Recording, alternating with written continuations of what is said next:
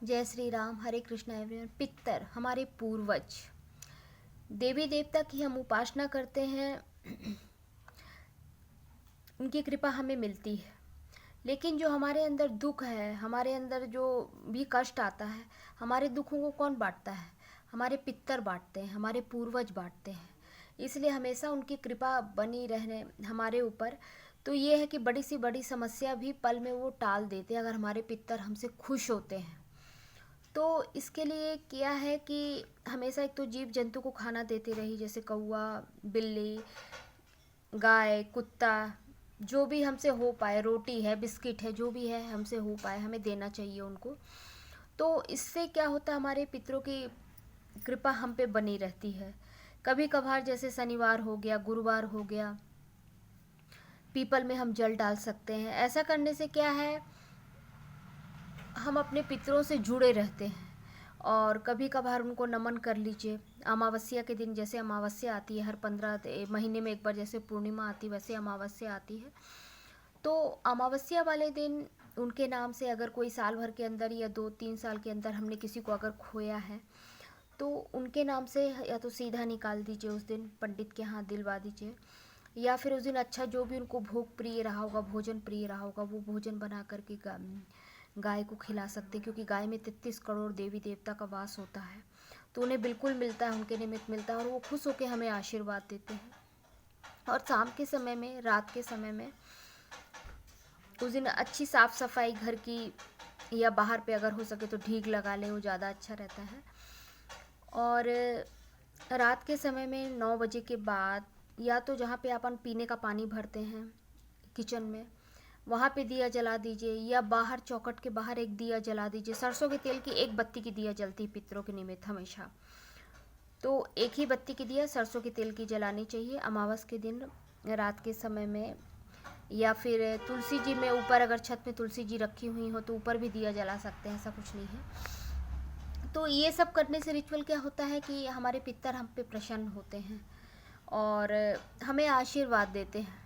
अगर कभी भी रात को सोते समय आपको 1:30 से 2 के बीच आपकी आँख खुलती है, 1 बजे के बीच आँख खुलती है, और एकदम से प्यास लगती है या भूख की इच्छा होती है, खाना हम मतलब खाना खाने का मन करता है, भूख लगती है, तो ये समझ लीजिए हमारे पितर प्यासे और भूखे हैं।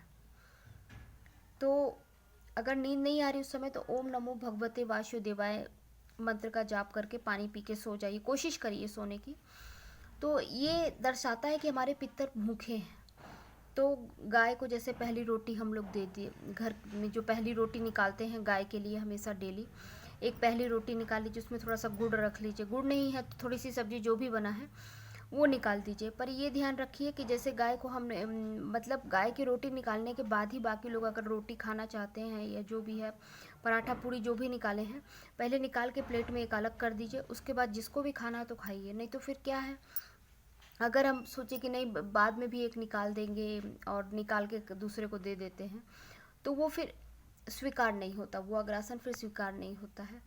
तो जब भी निकालें हमेशा वो निकालें, तो मतलब पहले पहली रोटी, पहला चावल, दाल, जो भी निकाल रहे हैं हम पितरों के निमित्त निकालते हैं, वो निकाल दीजिए। बाकी तो 15 दिन खैर पितर उसमें रहता ही है, फिर 9 दिन बाद हमारी माता, 15 दिन बाद हमारी माता आती हैं।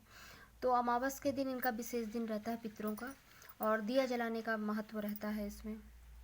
और बाकी तो आप हम लोग जैसे छत पे रख दिए, गिलहरी आती है, जो भी जीव जंतु आता है, मतलब जो रोटी खा सकता है, पानी पी सकता है, तो इस तरह से करना चाहिए। गाय को ही जैसे कभी खाना दिए, तो खाना देने के बाद थोड़ा सा पानी रख दीजिए बाल्टी में या किसी भी बर्तन में, गाय पानी पी ले, तो इससे उनकी कृपा हमारे ऊपर बनी रहती है। और बिल्कुल अगर हम प्रार्थना देते हैं तो हमारा साथ हमारे पितर जरूर देते हैं। अब जब भी उनको हम याद करते हैं तो ऐसा नहीं है, वो भी भगवान के तुल्य हमारे लिए, हमारे पितर, हमारे पूर्वज पितर भगवान के तुल्य हैं वो भी। और ओम पितृदेवाय नाम का चैंटिंग कर सकते हैं, ओम पितृदेवाय नमः, ओम पितृदेवाय नमः। और अगर वो नहीं है तो ओम नमो भगवते वासुदेवाय भी अगर आप बोलते हैं। वासुदेव पीपल के पेड़ को कहते हैं, और पीपल के पत्ते में कृष्ण भगवान का वास होता है, तो ओम नमो भगवते वासुदेवाय भी बोल सकते हैं अगर चैंट करना चाहें तो। इससे उनकी कृपा हमें विशेष रूप से मिलती है। और अगर पितर रुष्ट हो जाते हैं तो ये सोचिए हमारे अच्छे अच्छे बनते बनते काम भी बिगड़ जाते हैं।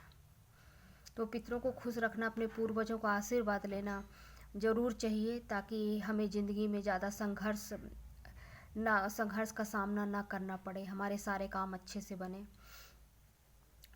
तो ओम पितृदेवाय नमः। जय पितृदेव।